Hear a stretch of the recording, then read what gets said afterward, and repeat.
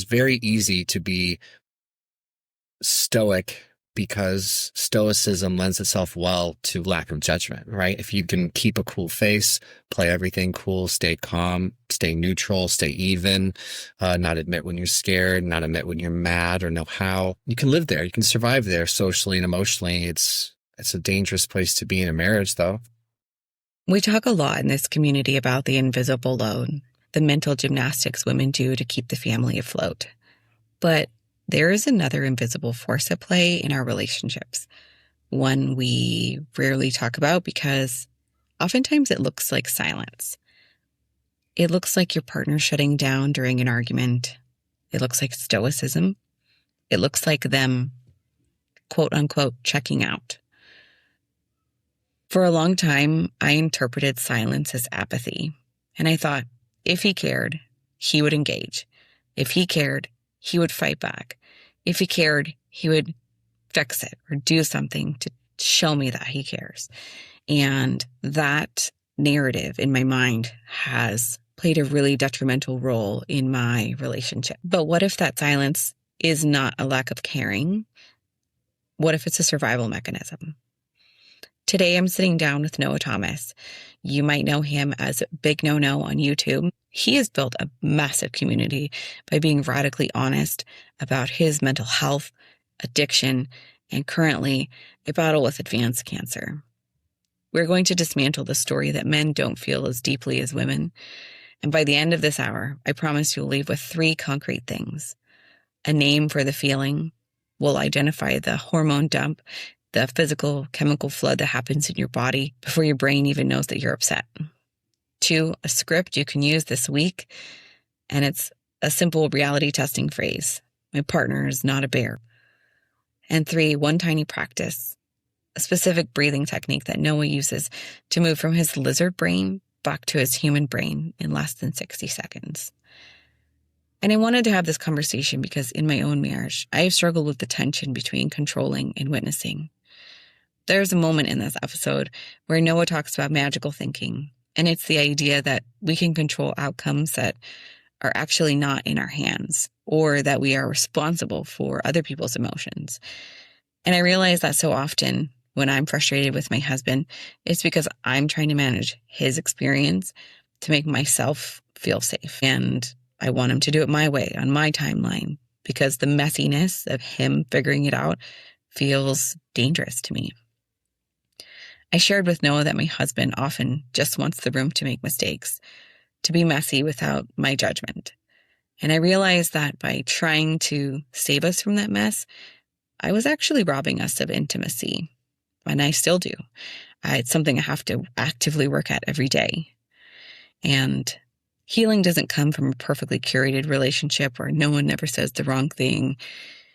Healing comes when we look at our partner across the living room, when we're both triggered, both flooded, both scared, and say, I don't know what to do right now, but I'm here in this moment. I'm present with you.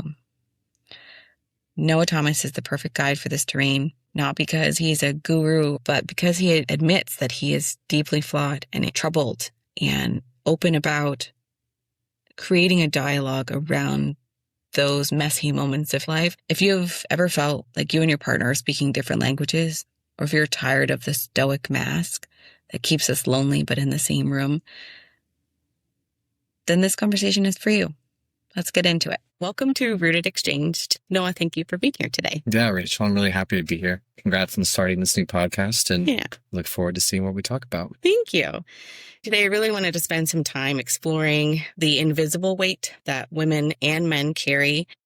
Oftentimes, women hold the emotional labor of relationships, or is perceived emotional labor and mental load, while I feel men have a lot of pressure to provide, but stay silent, just kind of muster through.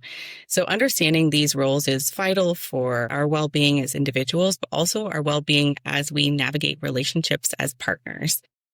Before we dive in, I was hoping maybe you could share a little bit about who you are and what led you to create spaces for men to be more honest, more vulnerable. And is there a time in your life when being open and honest and vulnerable maybe didn't come so easily to you?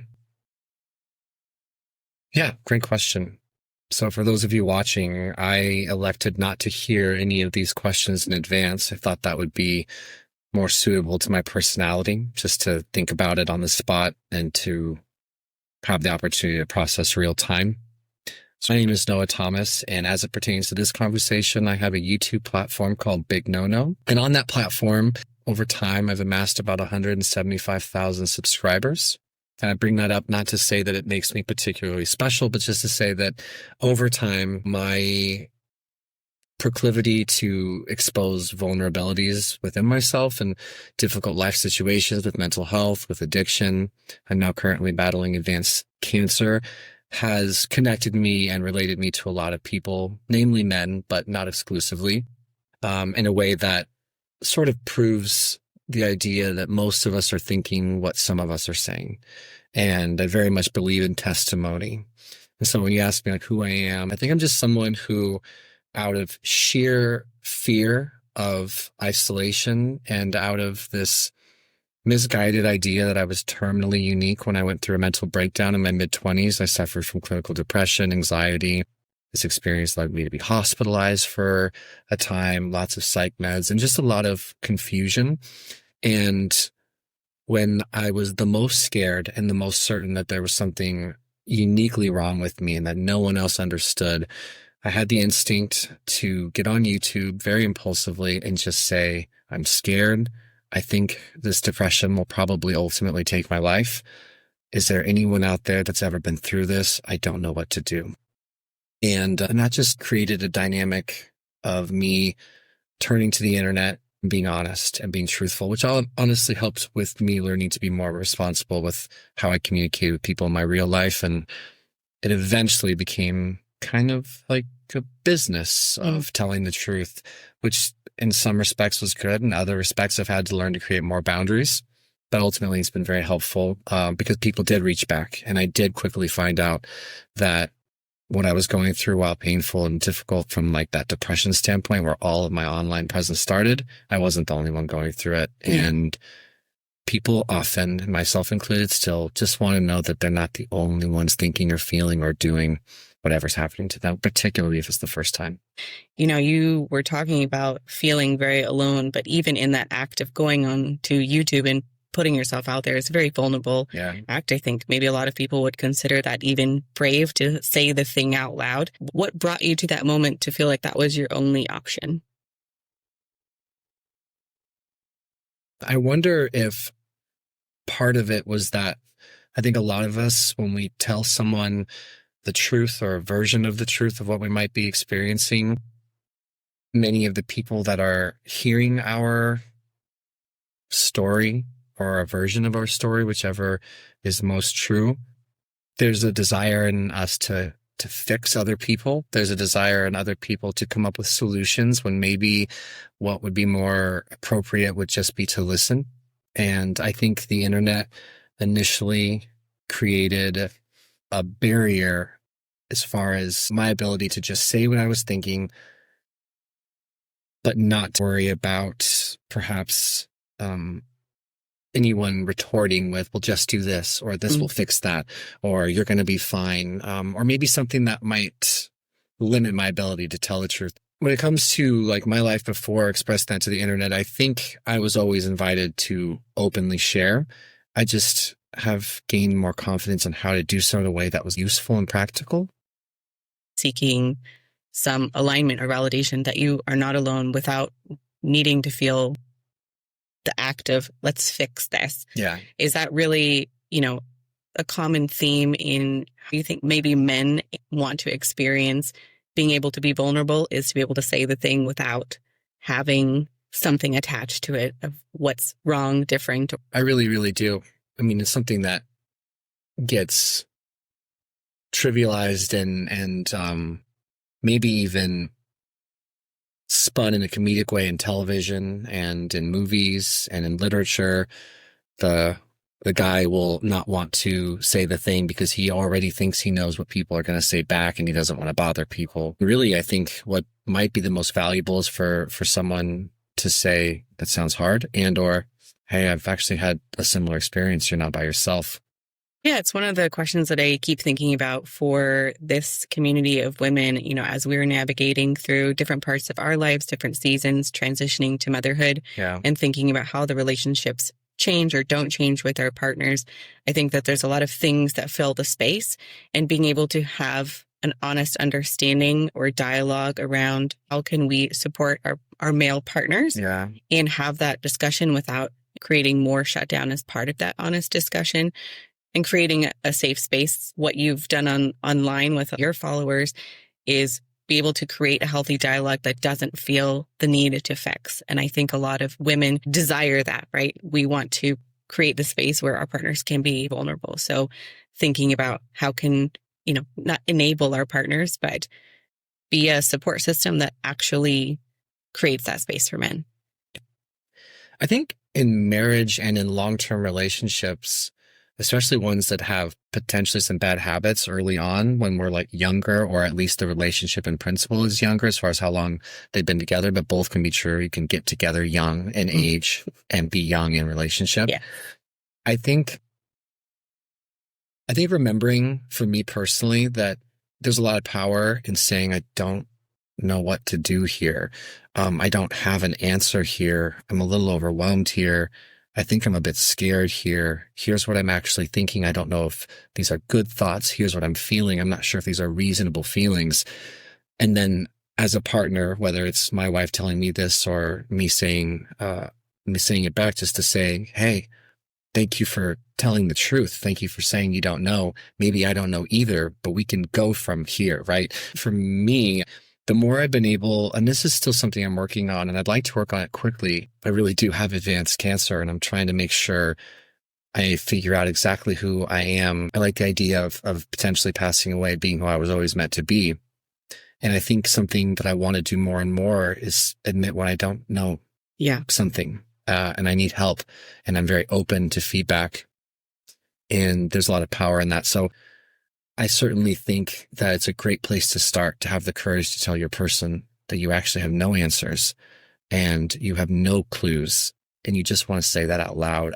It's a good place to be. There's a lot of potential for growth there. And I think we all want to fix our person. And there are different times, I think, and I'm sure you've experienced this, where one person probably does need to take the reins in a certain way. Sometimes it's nice to put that away. You can get really close to someone when you do that. I agree.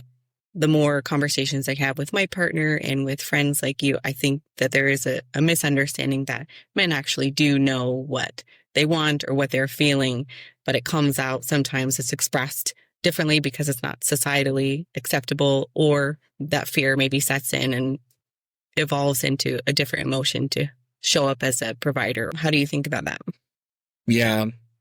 I've always been a talker, and I've always been hyper communicative. And as far as cliche dynamics go, I'm more closely related to a feminine connection with emotion than my wife. She might be the more masculine one as far as tropes and stereotypes go. And I simply mean that in the stereotype of who communicates which feelings and which thoughts more freely. I have come to know more men who didn't think it was appropriate or a good idea for them to share their feelings, and or didn't have the language to share their feelings, than I ever could have imagined. But almost all of them have proven quite capable of adapting and growing and finding value in expressing their thoughts and feelings. That I think there's strength in a quiet, action seeking, practical, solution driven behavior. I just think we're the girls, like, okay, I need to fix this. I need to think practically. I need to get out of my emotional brain. If they even have access to it, I need to be into my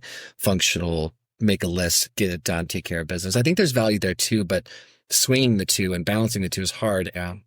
Where do you think, those hidden things, or even just understanding where those stereotypical behaviors come from, or maybe they do come from trauma in the family, create the most tension between long-term partners?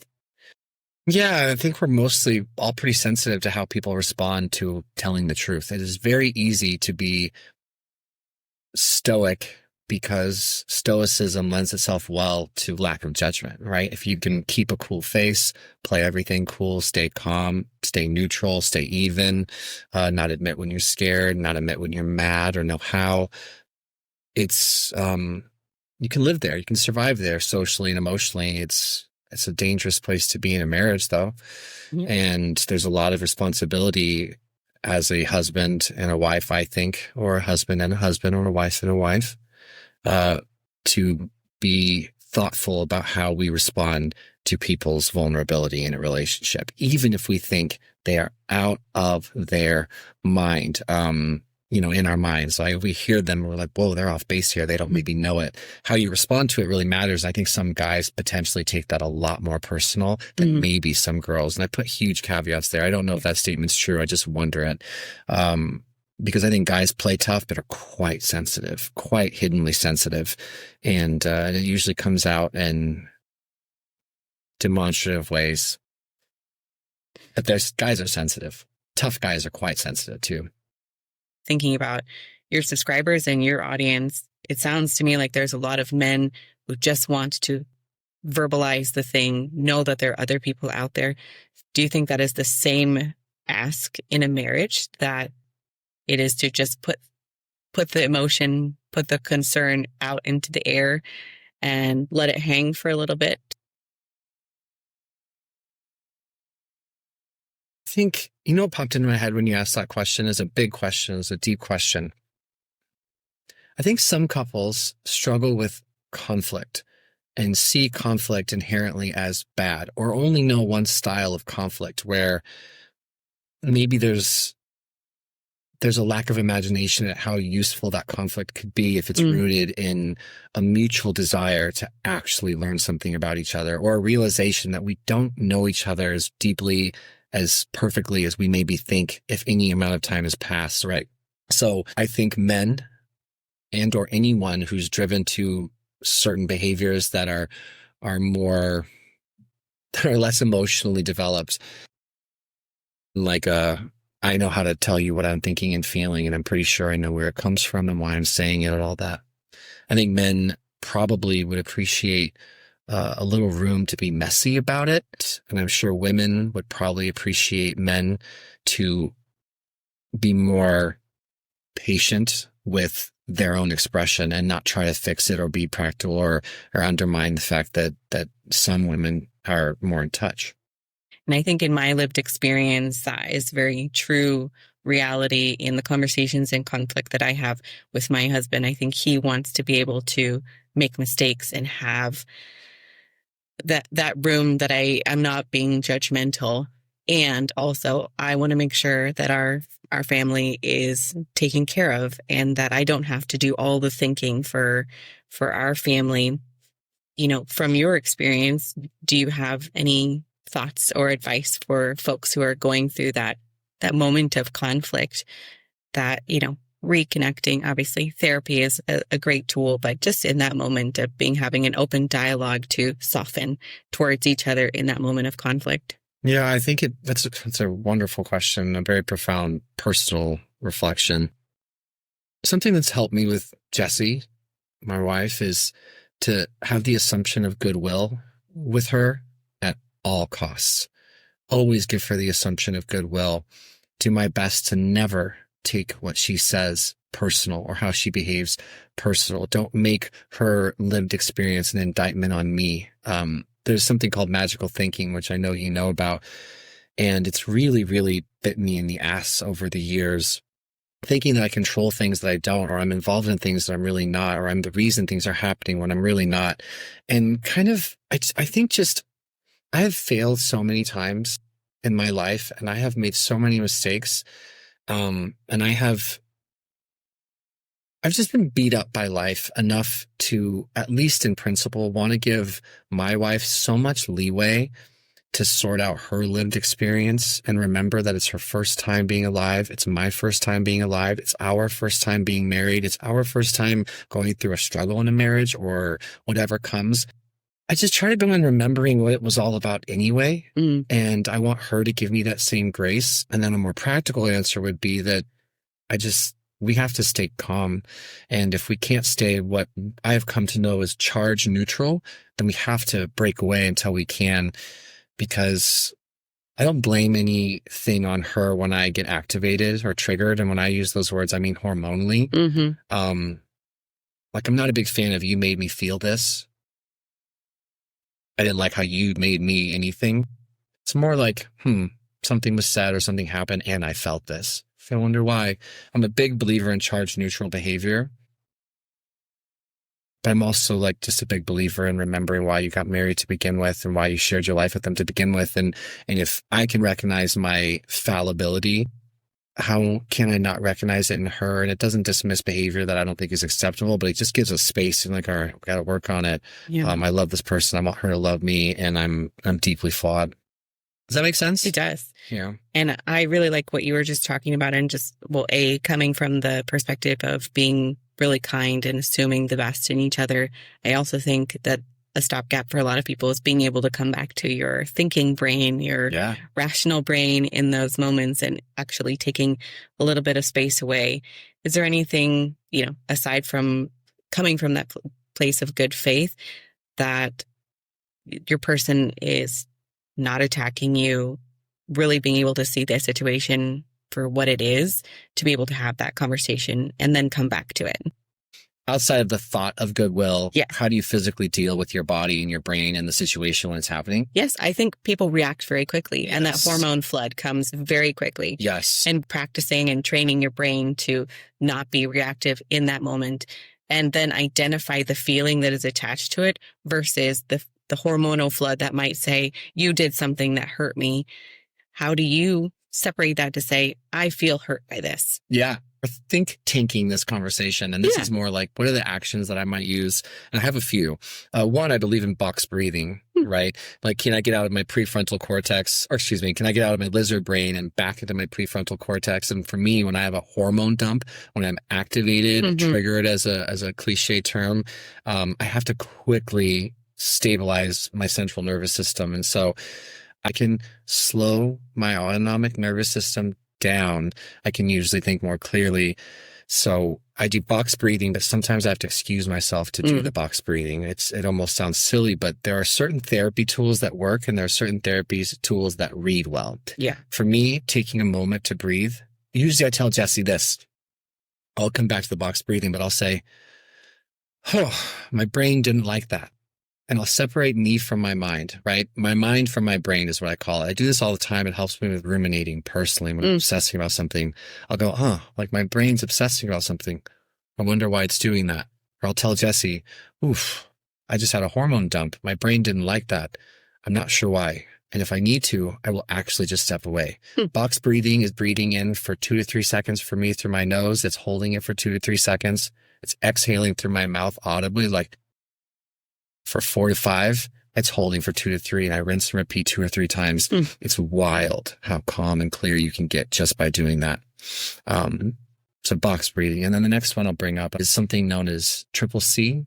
It's a reality testing process. I think I have struggled with reality testing and sometimes still do very often. That's also a trap of not telling people what you're really thinking, as you're left to your own devices to decide, am I living in reality or is it my reality, right? And we all get lost there multiple times a day. It's a normal thing. But Triple C is something called catch it, check it, change it. And the main thing as it pertains to conflict with Jesse, be it a healthy conflict or one that's kind of not going anywhere that's useful, namely when people are way too activated, where it's like, okay, we can't hear each other anymore, is to go catch it, untriggered, which just means my cortisol, my adrenaline or something just skyrocketed. Right. Check it. Am I in danger? Do I know this person did or said something inherently to hurt me? Am I sure? Is there anything actually wrong right now where my rights been violated is a big question I ask myself. It's like a yes or no thing real quick in time, and then change it. I'm activated. I'm not sure why, and I'm going to figure out why over time. You were saying that emotional flood and separating that you're not being attacked by a bear. Yeah. We all feel that reaction all the time. Which we're not saying there's a bear. You're saying the thing, like how you experienced it. Yeah. But the reality is you're not being chased by a bear, but your body is trying to protect you like 100%. It is. And so being able to identify that and say that out loud is a really quick tool, I think, that a lot of people could benefit from, to say, my partner's not a bear. What is it? And then I can go internalize, process that, or have that conversation that needs to come after. Exactly. It's a skill, though. Yeah. I mean, Recognizing when you're triggered is a skill. Reality testing situations is a skill, which means it takes practice, which means you'll probably do it wrong. I know I have. And then understanding the value of practical solutions and having the imagination to say like, okay, if I learn how to do these things, be it triple C, be it box breathing, be it mindfulness, whatever you want to say, if I actually learn how to do these things, how could this play out in real time in the future with my partner for just general wellness and general calm and peace in the relationship? Because there will always be disagreements and you will think different things. And some people will misbehave, in my opinion, at different times. It's not like anyone's perfect. Some people will be malicious in intent in the moment, and you will spot those too. It's not like because your person loves you doesn't mean they can't be cruel. You'll figure that stuff out too, but it's having the collective understanding that you would like to get better at whatever it is that clearly isn't working. And then you're open and interested in actually taking the time to learn how to do it. Because I think a lot of us struggle to tell the other person what we want, but we know what we don't want. So it's like, you don't want whatever just happened, but sometimes you're almost stunted to sort out exactly what you would want instead, really. And that takes practice too. It's a pain in the ass, all of it is, quite frankly. It's worth it though. Yeah, I keep thinking about it as people coming west on wagons. And, the very first folks, they brought their covered wagons and there's no tracks. And that's like your brain trying to drag something that is not done before. Right. But the more times you drag the wagon across that, right, it creates those little trenches where your brain can better identify and recognize. And I'll just say for me, disclosing that, it's hard for me. I can feel my body feel flooded. Yeah. I can identify the thing really quickly and where I feel it and what it means to me. But then I have a hard time then that next step of taking a break or coming back to it. I want to either fix it or sit in that emotion for whatever reason. And so, I feel great on one side that I can identify really quickly. And I feel a lot of guilt and shame that I can say, well, I can get to these 3 steps, but I can't get past the back to my logical brain while I'm feeling all those hormones. Yeah. To just take that little break to separate myself, give myself that time to breathe so I can think through what I want to say without feeling like I'm being attacked by a bear. And I think, well, with my example, right, the more you drag your wagon to actually do that, the more those pathways become more natural. But it is a practice. I don't think anyone can do it in a day, a week, even a year. No, it's really something that is ongoing through your lives forever. 100%. Perfectly put. Figuring out what you actually want and advocating for yourself, particularly in a relationship that already has a lot of time equity, it's scary because there is a chance. It's not often, I don't think that works out this way, but there's an actual real chance that what you want is not something the other person understands how to give, or maybe in a really dire situation won't give. Yeah. And what are you supposed to do then? And that's why a lot of us swallow dynamics and situations that obviously don't resonate with us. We know deep down this is not good. This clearly doesn't feel right. And so you have to weigh the checks and balances of, okay, well, loving your partner is accepting your partner. And there's what's the difference between what you can't accept and what clearly is killing you metaphorically? That part of it's scary too, because tell someone the truth, the real truth, there's a chance your entire dynamic could change forever. And that's also why so many young couples, again, either in age or in time together, would really benefit from being honest early. Yeah. Because most of us just want to accept and be accepted. And so we do the dance, and it's a normal dance. And there's a reason we do the dance. It's because we don't want to be alone. And I get it. But if more couples could tell the truth sooner, there would be so much less shit to sort out and fix later. Yeah. And I did not tell the truth sooner in my relationship, to be fair. It has taken forever, slowly, and sometimes painfully for us to understand that we were being inauthentic, but just not maliciously inauthentic. We were just being inauthentic, and then something burst. Yeah. And then you have to fix that burst. In a perfect world, you catch it early, I think it's a real reality that a lot of individuals and couples face. And I wanted to call out is that I don't think a lot of us know that we're doing it. We do these things conditioned by societies, conditioned by our families. And I think there are moments in life that they break you open and to realize, oh, I don't like it. Yeah. But then the fear or shame of like, well, I've always thought that way. Now I'm changing a dynamic that has been here for however long. How will my partner receive that? Yeah. And then if you do make that change, how do they actually receive it? And maybe it's good, maybe it's not. So sometimes it's harder things that you need to work through. But being able to have those conversations, I think people do evolve over time. I mean, right? Absolutely. Especially but being if one able person is to committed to evolving, it helps the other. Pardon the interruption. No, but I think that's a hard part of it, right? Is that, you know, I met my partner when I was 18. I'm certainly not the same person I was when I was 18, and thank goodness for a lot of reasons, but also being able to continue to ask those questions over the time of that relationship and have that mentality of good faith, but also being honest with yourself and being honest with your partner can not limit those conflicts, but create healthier conflict, right? In your own brain, you're not fighting with your own identity necessarily. Yeah. Let alone needing your partner to validate or accept that version of you, if that makes any sense. Yeah. And this sort of comes back to, at least for me, when I'm hearing you talk, I'm like, yeah, this is why I'm so glad that most of the time I'm getting better over the years at saying, shit, I don't know what to do here. Like, I'm a little overwhelmed here. I have no solutions here. I need help here to my person. Like, as opposed to like, oh, I need to put on a brave face, or I need to ... you know, fill in some sort of impossible answer that I don't have. I was at the gym the other day, and I own a gym for anyone that watches this or hears this. And one of the members came up to me and asked a question. And in the past, I would have happily come up with some answer. And I was like, you know, I'm just going to tell him I have no idea. But I'd be happy to help him explore it. We can try to figure it out together. I was like, I have no idea. Yeah. Translate that to more relationships for me, and it's always for the better. It also makes me realize how little I actually know and how confusing all of this really is as far as life and marriage and relationship and the human experience. It's a lot for all of us. Yeah. It's just a lot.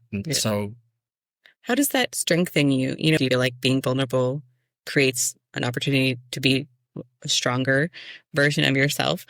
That's a great question. I have a very quick answer for you. People know when other people are lying. People know when other people are saving face.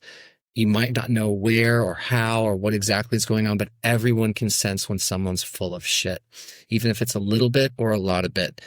On the other hand, people can sense when someone is telling the truth or when someone else is at least trying to tell the truth. People can feel an earnest attempt at a humility, an earnest attempt at vulnerability, even if it doesn't come out quite right.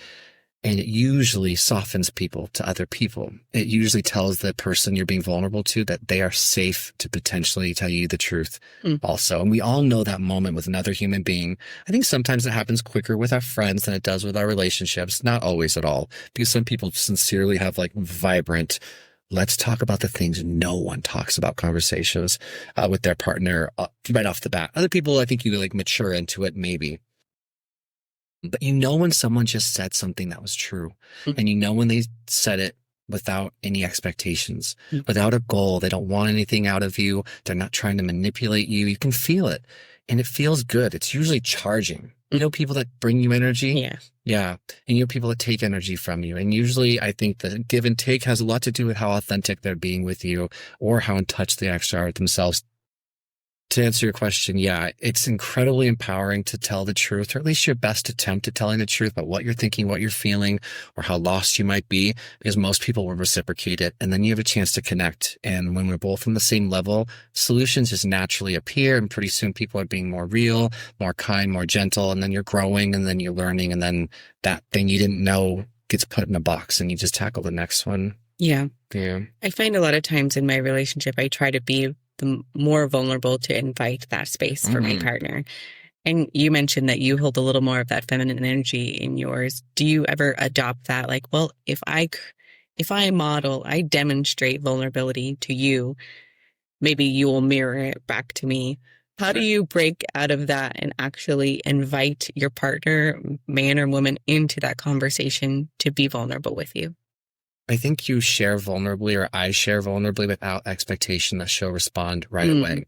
To remember that I have no idea. By the way, my wife has been wildly vulnerable with me. And when I bring up the more feminine cliche, I do mean to say that it is a cliche. There are very emotionally in tune men, very emotionally obtuse women, and vice versa. Right. And there also, I do think, is a wonderful space and place and time for either gender to be protective, to be authoritative in the right role, to jump into leadership roles that are very practical.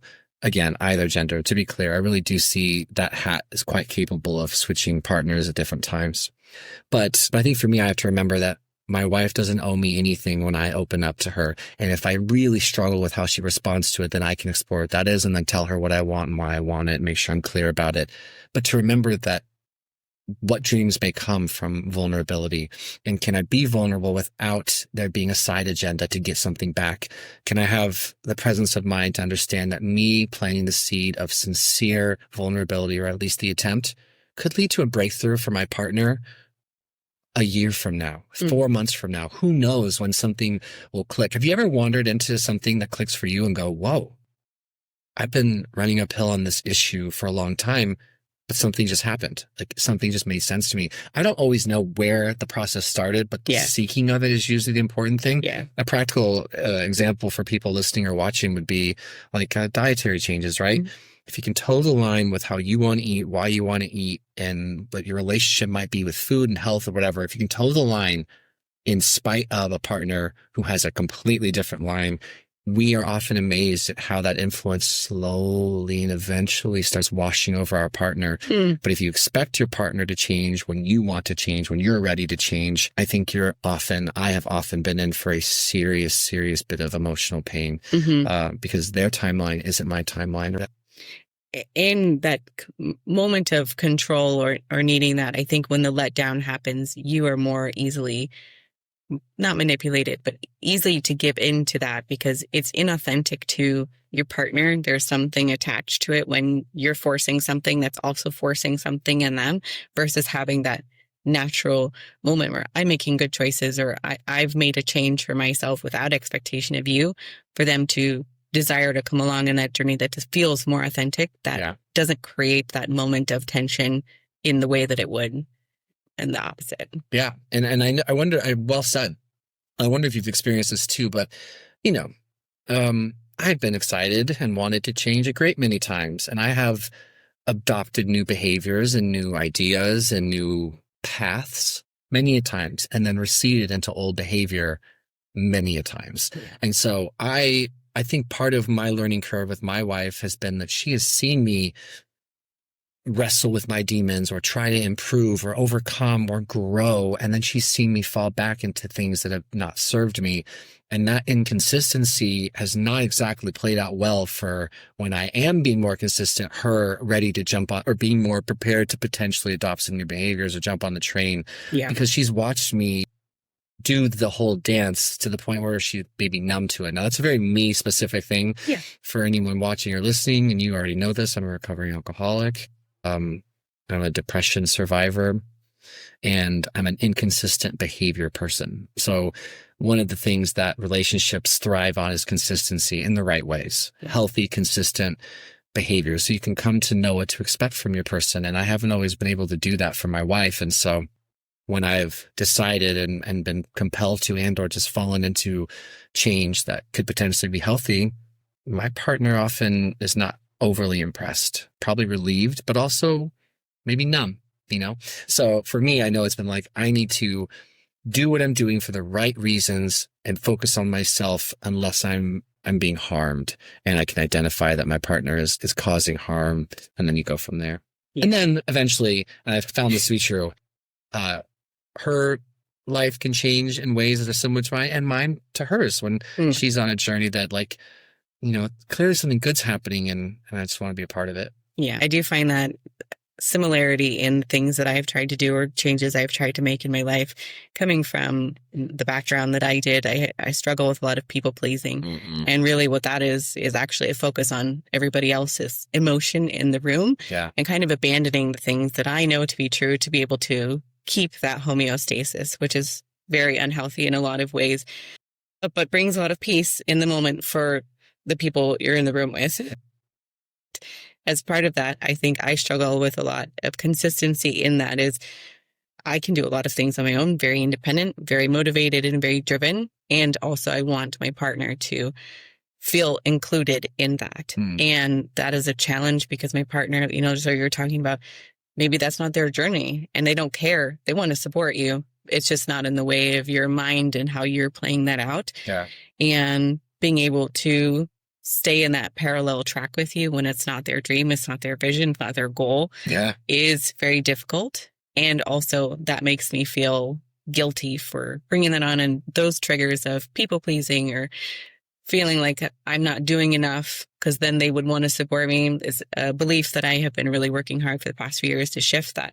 Just because it's not their dream doesn't mean they don't love me. Yeah. They don't support me. They won't do anything in the world for me. But that's a very real part of our relationships that we want to bring our person along. Yes. And sometimes those paths don't ever line up. No. And that's okay. And we can still love each other and support each other and have a dialogue about it without needing to achieve this impossible mission that we think the same way, we believe the same things, we do the same things. Yeah. I think it's contributing a lot to society nowadays where I think a lot of people aren't dating or committing to long-term relationships because there's this idea of perfection that you have to attain. And if you don't align on all 100 checks, you won't happen. But the reality is that marriage and relationships and conflict are choices every day. Yeah. That's what we're talking about. That's what this conversation is a lot about, that you can still have all of those things, still choose your person at the end of the day. 100%. And try to find a better path to have those things in the end. Beautiful. And I fully agree. It's like identifying differences between wants and needs, right? Yeah. That's probably the healthy side of accepting your person for who they are as opposed to identifying when it's not.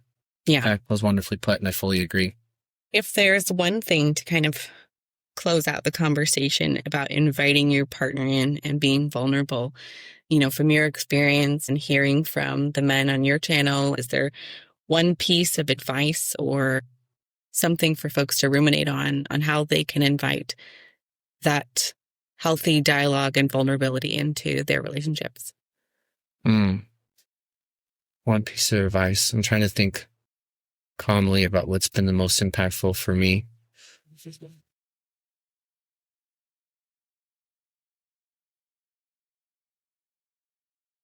There's some famous expression from the Buddha that I can't recall, but it has to do with understanding your motivations and your intentions for what you're doing and being clear on what those motivations and your intentions are. I would probably say that one piece of advice is to make sure that you're telling the truth and you know why you're telling the truth. And if your truth is geared towards creating someone else to be different or to change, then usually that hasn't worked for me. So I would probably say that the best thing that ever happened to me was being able to be clear about what I want, why I want it, and what I'm hoping will come from it, and then let go of any expectations. Am I willing and comfortable to actually get emotionally naked with someone else at the risk of everything, and leave expectation behind to go from there? And then maybe also just to keep trying, keep trying over and over and over again, keep trying. If you sincerely want something to get better and you're willing to fail at it as many times as it takes for it to feel right, you'll probably be okay. It can really be grounded in love, in identifying who you are and not trying to necessarily change or evolve the person, but feeling good in that respect that we own our feelings, and the more we own them, the more we're inviting our partners to be a part of it. Exactly right. And then you don't have to hold on so tight. You don't have to hold on so tight to everything, to the answers, to the confusing natures of life and marriage and fear and stress and all the things that create the human experience, good and bad. It's like you can just take a breath with that. Really, like, it's nice. It's freeing. And then you can rebuild from there. It's just really beautiful. Yeah. Yeah. Well, thank you so much for joining us today. I really appreciate your time and perspective, and excited to share this with our viewers. Me too.